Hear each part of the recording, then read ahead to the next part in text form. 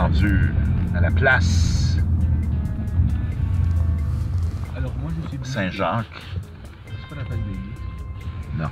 Et c'est complètement vide, comme vous pouvez le voir. Il n'y a personne, personne, personne. Tout est fermé, désert. Complètement, complètement vide. Alors moi je suis bouche bée. Wow. C'est quelque chose. Je n'ai plus de mots. Je ne peux pas décrire. Donc, on est dans le Vieux-Montréal, c'est le 27 mars. Vendredi. En confinement. On est tous dans une... Continue tout droit. Dans une... Vraiment... dans une situation unique.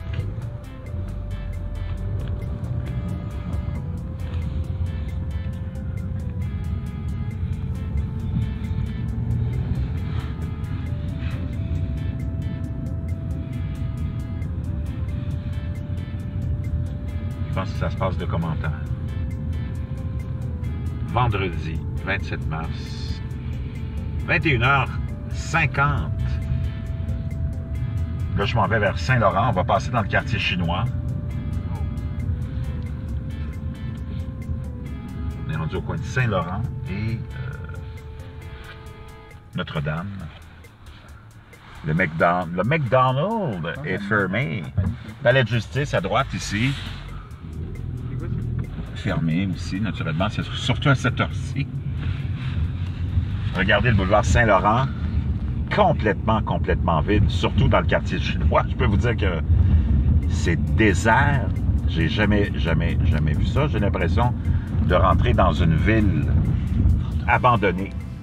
On est au coin de Saint-Antoine et Saint-Laurent. La mission Oldbury Mission, pour cet organisme caritatif qui accueille les plus démunis, les itinérants.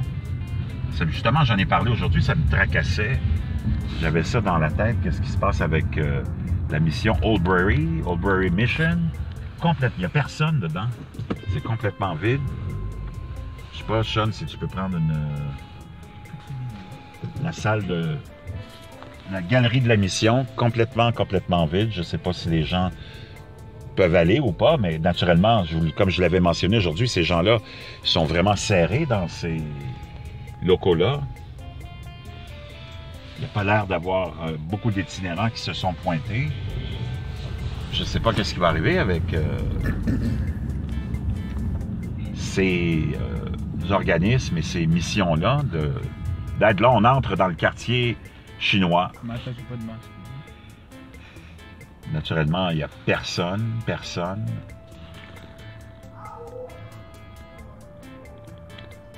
On a un pauvre itinérant ici qui s'en va sûrement à la mission Oldbury Mission.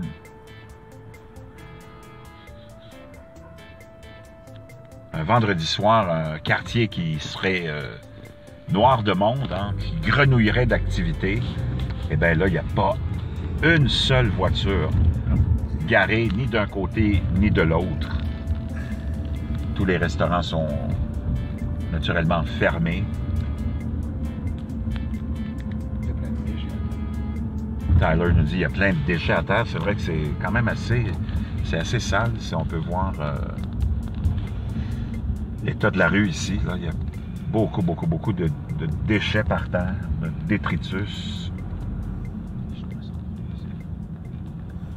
Vraiment hallucinant comme scène. On sort du quartier chinois maintenant.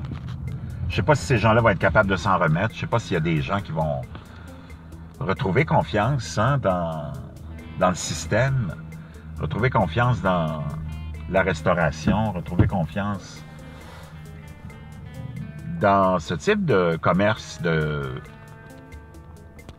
d'origine asiatique. Il y a beaucoup de quartiers chinois qui, quand la crise a éclaté, ont vu leur chiffre d'affaires, puis j'en avais glissé un mot, tomber de 40 à 50%, mais on parle déjà il y a quelques semaines. Avant, c'est beau, c'est édifice là. Il y a des belles couleurs. C'est un théâtre, je pense. quand même des édifices qui sont assez intéressants. Donc, ces commerces asiatiques-là qui avaient déjà vu leur chiffre d'affaires baisser de...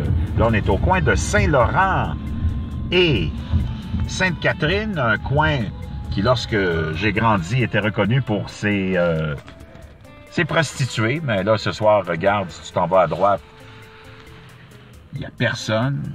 Tu t'en vas à gauche, il n'y a personne. Je pense pas qu'on puisse trouver une pute en service ce soir. Ça pas la petite chinoise. Donc, Saint-Laurent-Sainte-Catherine, vendredi soir, 21h54. C'est de ça que ça a l'air, les amis. Donc, je ne sais pas comment les quartiers chinois du monde entier vont reprendre leur affaire, mais comment n'importe qui va reprendre ses affaires. C'est hallucinant. Chez vous, je ne sais pas comment ça va, les amis. J'espère que tout le monde va bien. En Europe, en Asie, partout, j'espère que tout le monde va bien. Préparez-vous, ça va être long. Je ne sais pas comment on va s'en sortir. Nous autres, on avait les fourmis dans les jambes déjà, là. Ça fait pas une semaine. Ici, on est au coin de Maisonneuve, Saint-Laurent. Tout est complètement désert. C'est vendredi, 21h54. Là, on s'en va vers un autre coin de Montréal, les amis, qui est habituellement fourmille de monde, grenouille de monde. Là, on est sur Saint-Laurent, on monte, on s'en va vers Sherbrooke, le musée Juste pour rire, qui est ici, je pense. Je ne sais pas si ça existe encore ou s'ils ont fait faillite, mais ça a l'air d'être là, naturellement fermé. Et là, on est rendu au coin de Saint-Laurent et Sherbrooke, avec un itinérant. On va lui donner un petit quelque chose, là. Je sais pas si... Filme-le. Ah oui, vas-y. Non. Tiens. Alright. OK. Donc, c'est là où on en est, les amis. Saint-Laurent, Sherbrooke. L'essence à 85,9. Ici, dans mon coin, c'est à 75, je pense, 76. Donc, la petite grenouille est retournée dans son lac. C'est fermé. Centrale, Bergham, une place à sandwich vraiment extraordinaire, mais c'est fermé. Frites, alors, c'est fermé. L'Irish Pub, fermé. Donc là, on est sur Saint-Laurent, où ça serait, en temps normal, noir de monde. Et là, on se retrouve vraiment dans une autre dimension. On est au coin de Prince-Arthur pour les touristes, les cousins français, les amis européens, puis mes compatriotes québécois. Saint-Laurent, Sainte-Catherine, 6,6 degrés, 6 degrés en Celsius. Avec un vendredi soir, ça devrait être bondé de monde. Et on se retrouve dans une ville, puis dans une ambiance vraiment morbide. C'est vraiment morbide, les amis, je vous le dis, là, c'est... Et là, je voulais vous parler de... Imaginez-vous l'impact économique. Je ne sais pas comment on va s'en remettre. Je voyais des panneaux tout à l'heure quand on s'en venait vers Montréal. Par exemple, de grandes campagnes publicitaires d'une chaîne de restauration comme par exemple Madison. Imaginez, eux autres sont partis avec une nouvelle campagne publicitaire. Toutes les campagnes publicitaires sont toujours programmées à l'avance, planifiées. Hein? L'argent est dépensé. Imagine, tu as mis des centaines de milliers de dollars dans une campagne publicitaire avec déjà des opérateurs de restaurants, parce que je les connais, j'ai travaillé chez Madison, qui en arrachent, qui ont besoin de chaque jour pour pouvoir boucler leur budget, pour pouvoir payer leur monde, payer leur salaire, payer leur coût d'opération. Et en plus, toutes ces publicités-là, c'est payé par toutes les franchisés. Imagine, tu t'envoies une belle publicité, une belle campagne publicitaire qui a été planifiée à l'avance, tout est payé, et finalement, tes restaurants sont fermés. Et c'est que tu peux multiplier ça par 1000, 2000, 10 000 exemples comme ceux-là, des impacts sur l'économie, des impacts sur les petits commerçants. Pense à tous les petits restaurateurs qui ont planifié d'envoyer des flyers, des menus pour annoncer leur restaurant. Pense à tous ceux qui viennent d'ouvrir un restaurant ou un commerce, une boutique, puis qui se retrouvent avec une fermeture imposée. Je ne sais pas comment ça va se terminer. Je vais essayer de contacter des gens pour savoir, tous ceux qui connaissent Patati Patata, une institution, on est au coin de Saint-Laurent Et Rachel, une institution, ben, patati patata, il y avait quelqu'un, il y a quelqu'un dedans, donc j'imagine qu'on était ouvert pour les commandes take-out seulement, parce que je vois des cuisiniers à l'intérieur, donc on était sûrement ouvert pour du take-out. Il y a plusieurs restaurants qui peuvent rester ouverts pour du take-out, mais je ne sais pas jusqu'à quel point ça peut être rentable et profitable. Donc, on est au coin de Saint-Laurent, Rachel, vendredi, 21h58. Et il n'y a personne, personne. J'ai jamais vu ça. Le restaurant indien, lui aussi, est ouvert, mais pour le take-out. Hein? Donc, c'est sûr que les gens essayent de survivre de toutes les façons possibles et imaginables. Regardez ça, désert. Je peux rouler en plein milieu de la rue, il n'y a personne.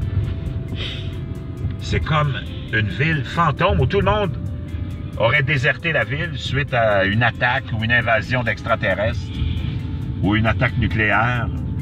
Il n'y a plus personne. 21h59. On se balade sur le boulevard Saint-Laurent à Montréal, les amis, en ce vendredi national où on... Ça y est, ma femme m'appelle! Oui, allô? Hey, what's up? On est à Montréal, sur Saint-Laurent, on se promène dans la ville déserte. Ouais. Bon, on n'avait rien à faire, on s'est dit on va aller se promener pour voir ça une fois dans notre vie. La ville complètement vide, déserte. C'est vraiment hallucinant. T'as l'impression qu'il y a eu une attaque ou une invasion d'extraterrestres ou une attaque atomique. Il n'y a personne. Donc on se promène, on filme, on est en train de montrer ce qui se passe. Ben non, on n'est pas sortis, c'est sûr. Sauf moi, mais eux, ils sont pas sortis, OK? Bye. Donc, on vient de passer Laurier, et c'est toujours désert. Il n'y a rien. On s'en va vers la Petite Italie.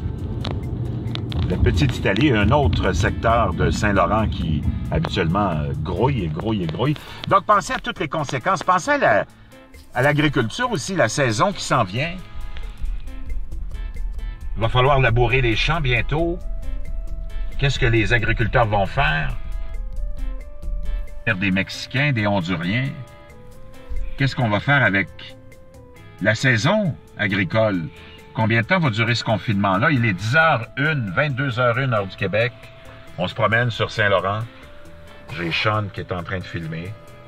Et là, on s'en va gaiement vers